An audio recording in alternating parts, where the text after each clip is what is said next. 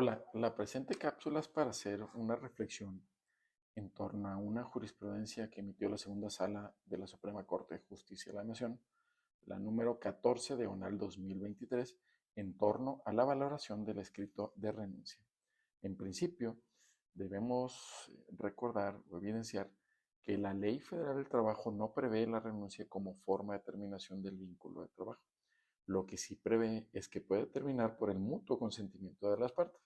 lo que desde luego puede dar sustento a dicho escrito de renuncia, así como lo previsto en la Constitución Federal, en el sentido de que nadie puede ser obligado a prestar servicios personales o trabajos personales sin su pleno consentimiento. Como lo hemos mencionado en otros videos, en algunas empresas es muy común que previo a su ingreso a laborar y como condición para ello, obliguen al trabajador a firmar documentos en blanco o de plano el escrito de renuncia sin fecha, lo que permitirá a una empresa, ante la terminación del vínculo, si es demandada en un juicio laboral, oponer la excepción de inexistencia del despido alegado por la parte trabajadora. Sobre el tema de la validez del escrito de renuncia, hay que señalar que existen diferentes criterios emitidos por la Suprema Corte de Justicia de la Nación, entre otros. Uno de ellos se refiere a que cuando el escrito de renuncia contenga dos elementos de quien lo suscribió, por ejemplo, huella dactilar y firma autógrafa, bastará que se acredite la veracidad de uno de ellos para reconocerle plena eficacia probatoria. Otro criterio de la Corte señala que cuando se trate de la parte de una trabajadora embarazada, si el patrón se excepciona señalando que aquella renunció, el solo escrito de renuncia es insuficiente por sí para demostrar que la terminación del vínculo fue libre, espontánea y voluntaria por parte de la trabajadora, siempre que se pruebe que al momento de concluir el vínculo estaba embarazada. Uno más establece que cuando el trabajador aduce que fue despedido en fecha anterior a la del escrito de renuncia, el cual fue en fecha posterior, bastará para reconocerle pleno valor probatorio el recibo finiquito anexo a la renuncia. También la Corte interpretó que si el trabajador objete el escrito de renuncia en cuanto a contenido, firma o huella dactilar, a él le corresponde la carga de probar su objeción. En mi experiencia, he visto que si el trabajador solo objeta ese documento en términos generales, en cuanto al alcance y valor probatorio, pero no ofrece prueba pericial técnica para ello, ese documento tiene pleno valor probatorio. Otra circunstancia que se ve en los tribunales colegiados es que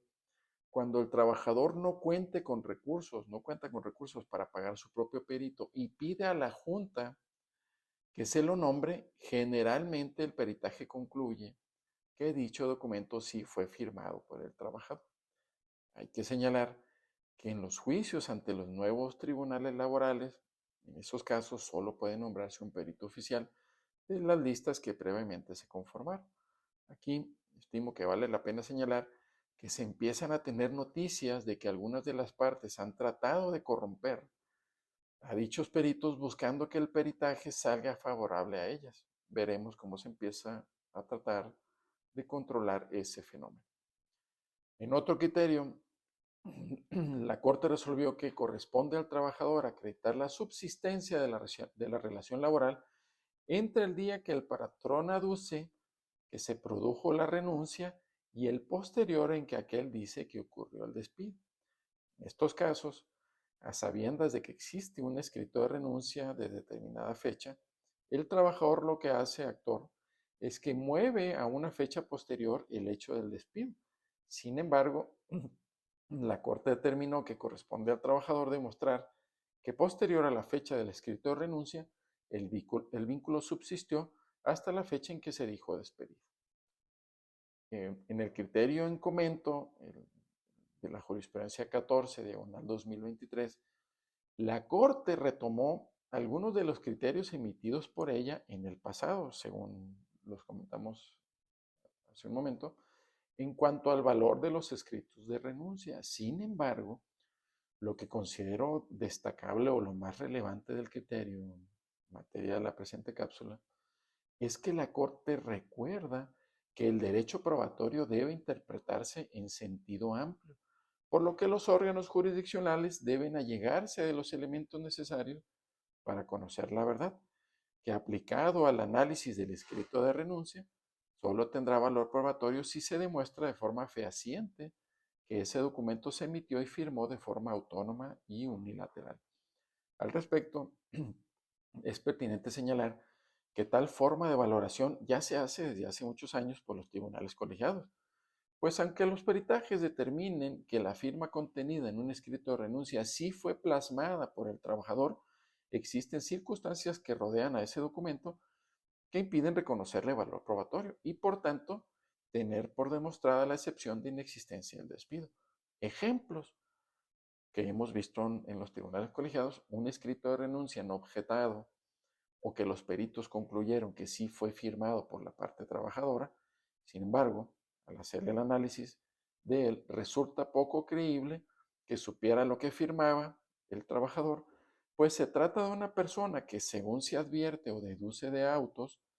pues no realizó estudios ni siquiera básicos. Entonces, de ahí que, a pesar de que no fue objetado, o un perito dijo que sí, la firma ahí plasmada del trabajador,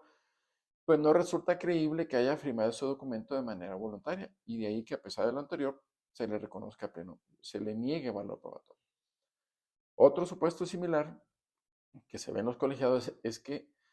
la redacción del documento no corresponde al nivel cultural y educativo del firmante.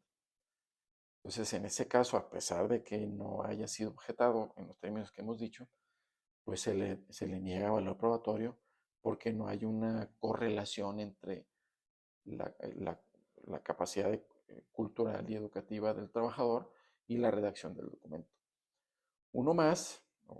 de los ejemplos o casos que hemos visto en los colegiados es que, por ejemplo, puede firmarlo una persona con estudios, un ingeniero en informática, pero la redacción del escrito de renuncia contiene hasta artículos, por ejemplo, en la Ley Federal del Trabajo,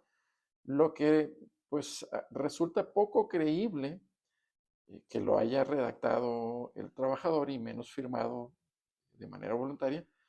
y es un supuesto más en que se le niega valor probatorio a ese documento. Un supuesto más, cuando un adulto mayor firma un escrito de renuncia y su nivel educativo y edad o condiciones de salud hacen poco creíble que de manera voluntaria renunciar. Hay que decir que de un asunto de este tipo resultó el criterio de la Corte en cuanto a trabajadores domésticos, que llevó a reformas de la ley del Seguro Social.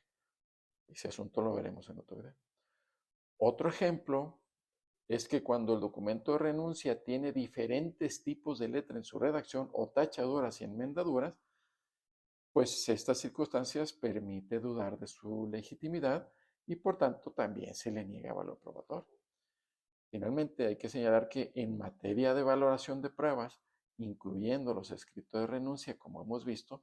el único límite es que no se atente contra la moral y el derecho. Hasta pronto.